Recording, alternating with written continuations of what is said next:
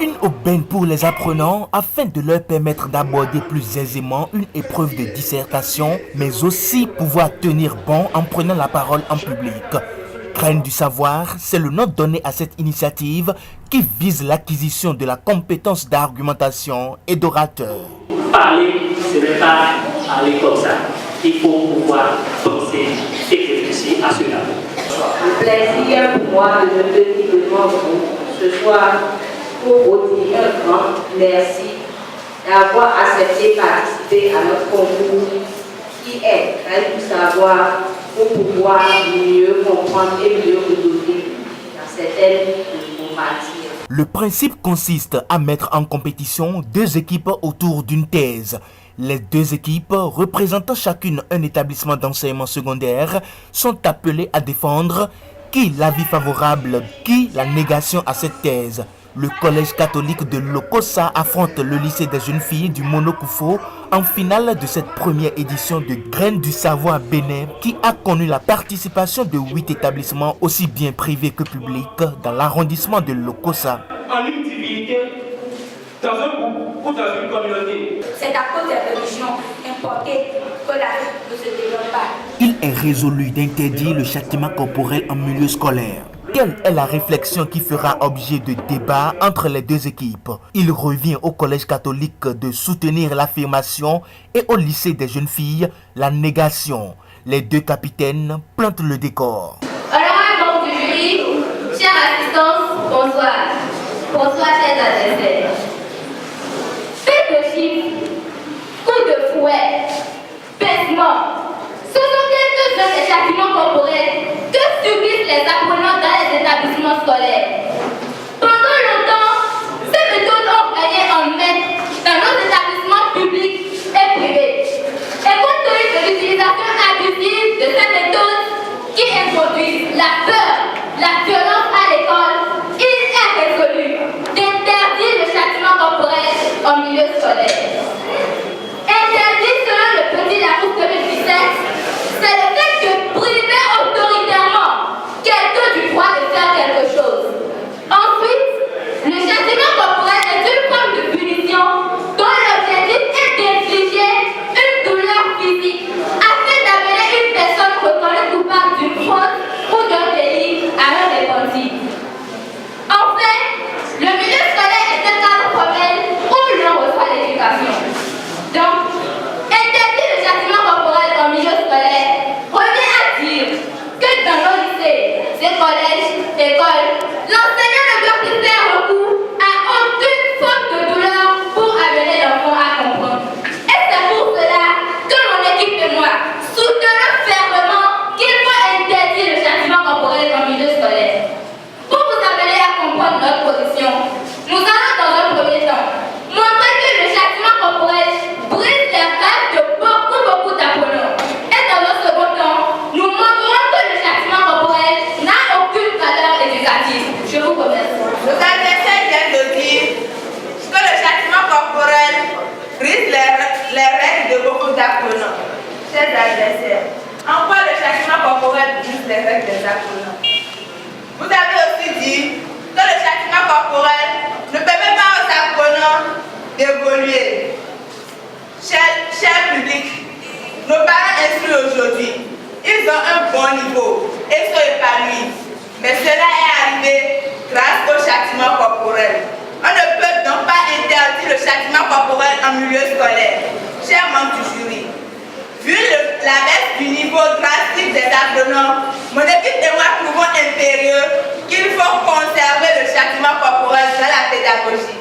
C'est la raison pour laquelle nous sommes présents ici, pour montrer qu'il ne faut pas interdire le châtiment corporel en milieu scolaire, mais qu'il faut plutôt sensibiliser les acteurs du système éducatif sur la manière de châtier pour éviter l'abus, car, chers adversaires, il faut avoir l'honnêteté de reconnaître que le châtiment corporel contribue à l'éducation des apprenants.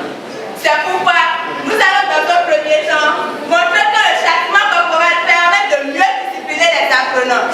Dans un second temps, nous montrerons que le châtiment corporel contribue largement à la réussite scolaire. Je vous remercie. À la suite des capitaines, c'est le tour des autres membres de chacune des deux équipes.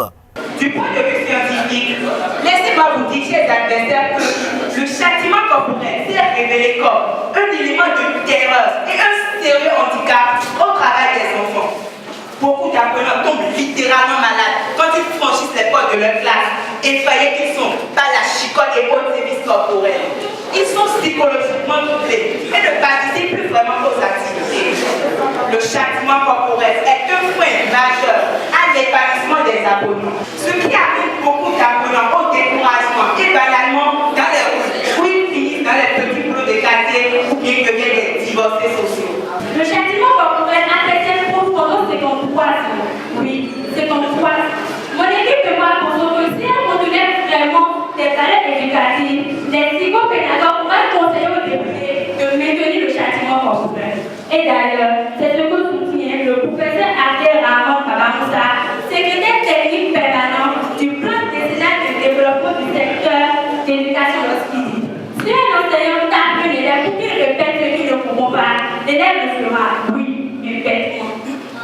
L'enseignant, lui, sera bien d'avoir accompli sa mission. Mais laissez-moi vous dire que l'élève seul en situation ne pourra jamais tout parvenir. Chers adversaires, quand on va proclamer l'interdiction du châtiment corporel, je vous dis, un élève en âge de puberté dira, en tout cas, même quand je fais la pagaille, le châtiment corporel est interdit. Donc, ce professeur-là, il ne pourra pas me taper. Chers adversaires, mon expérience soutenant encore une fois des conditions, le châtiment corporel. Mais il faut forcément que le châtiment corporel soit expliqué pour que l'apprenant sache sur pourquoi il a été puni.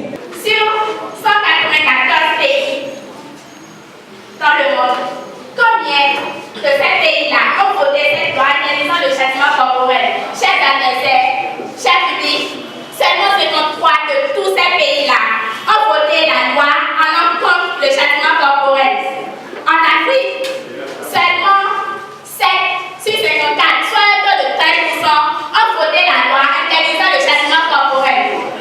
À comprendre que ces pays-là, qui ne l'ont pas interdit, ont compris que le châtiment corporel contribue à la réussite scolaire. Au travers d'arguments pertinents et d'exemples palpables pour convaincre, ces élèves ont à plusieurs reprises réussi à charmer le public venu nombreux assister à cet événement inédit. Et c'est grâce à cela qu'ils donnent les meilleurs résultats aux différents examens et concours nationaux.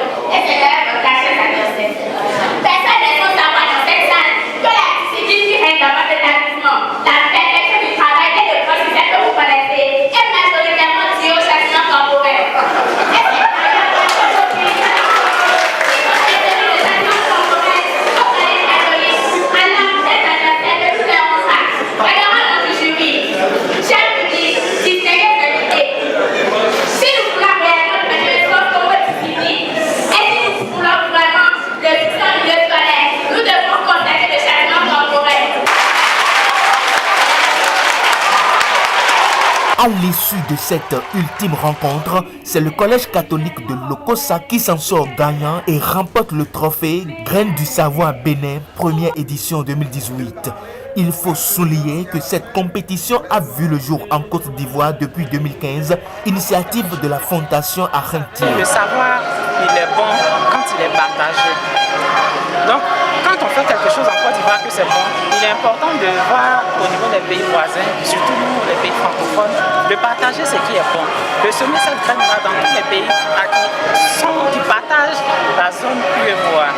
Il est bon d'apprendre aux jeunes béninois la même chose qu'on apprend aux jeunes Togolais, la même chose qu'on apprend aux jeunes burkinabés, la même chose qu'on apprend aux jeunes ivoiriens. Parce que c'est ensemble qu'on deviendra fort. Ça ne sert à rien de se former, d'apprendre et d'être bon et de rester seul dans son coin et puis regarder les autres qui n'avancent pas. En dehors de la Côte d'Ivoire, on a le Bénin, le Burkina qui participent au championnat Grande du Savoir avec le Togo.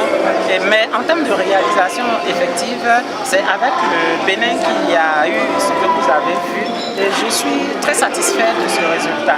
S'inspirant de la belle expérience de la Fondation Arrentier, le réseau de jeunes leaders pour la promotion de l'équité sociale, RJLES, a opté pour l'expérimentation et la promotion de cette compétition au Bénin en partenariat avec la JCAI, le COSA Iroko. Nous avons pris cette initiative-là, histoire de permettre à nos jeunes apprenants du milieu secondaire de savoir que la vie, ce n'est pas que les études et que l'un des outils dont ils doivent utiliser pour réussir dans la vie professionnelle, dans la vie sociale et aussi personnelle, c'est la manipulation de la parole, l'art d'argumenter. C'est pour ça que nous avons trouvé important de leur donner un cadre de saine émulation qu'est Graine du Savoir pour apprendre à débattre, à convaincre, mais aussi à accepter les critiques, à accepter les divergences. Vous venez de finir la première édition de ce jeu. Quelles sont déjà les leçons que vous tirez de cette organisation? C'est une phase pilote. Nous avons pu soulever à la lumière des critiques, des reproches, surtout constructifs, que cette activité promet. Ça a suscité l'engouement de tous les cours, de tous les élèves établissements. Chacun voulait quand même finir sur le haut du pavé. Et donc, pour nous, on a pris ça objectivement, mais veiller à ce qu'ils soient, les candidats aussi, pas toujours non satisfaits du coach, mais qu'il y ait moins de contentement. C'est ce que je peux vous dire comme impression générale. Et je tiens sincèrement à remercier pour l'occasion les membres du conseil d'administration du RJLES qui nous soutiennent dans cette activité. Sans oublier aussi la DCN pour ça. J'ai beaucoup apprécié l'activité. J'ai vu de jeunes élèves en train de défendre une assertion. Et les arguments développés m'ont impressionné. Cette activité donne l'occasion à nos élèves de maîtriser l'art oratoire.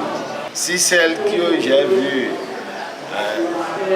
se défendre sur le podium là, si les autres, celles qui ne se sont pas affichées, si toute la classe pouvait se comporter de cette manière, je pense que, bon, je peux faire un coucou, disons, aux enseignants de l'OCOSA. Je suis prêt aussi à encourager au niveau de nos établissements pour que ce genre d'activités se déroulent régulièrement. Nous avons remporté cette finale et nous sommes tous contents parce que ça n'a pas du tout été facile. Non, j'admets. C'est pas que les autres équipes aussi ont démérité. C'est pas seulement notre équipe qui a pris ce trophée, mais c'est tout le collège catholique. Alors, dites-nous, quelles sont les leçons que vous tirez déjà de cette rencontre, de cette compétition, Yvette? De cette compétition, nous avons appris beaucoup de choses. Comme quoi?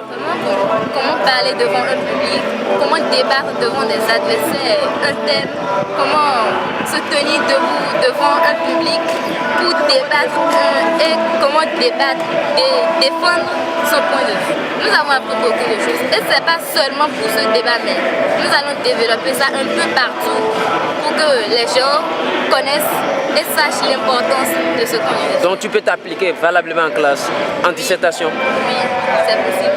Si nous avions pu venir à ce stade, c'est parce que nous n'avons pas démérité. Et nous sommes très émus d'être les deuxièmes de la compétition. Et les années à venir, nous comptons d'être, de venir plus en vigueur. Graine du Savoir Bénin 2018, ce fut une réussite. L'événement mérite d'être réédité et étendu à d'autres villes outre le COSA afin de permettre aux jeunes apprenants de pouvoir mieux défendre une idée, que ce soit par un libellé ou par l'art oratoire.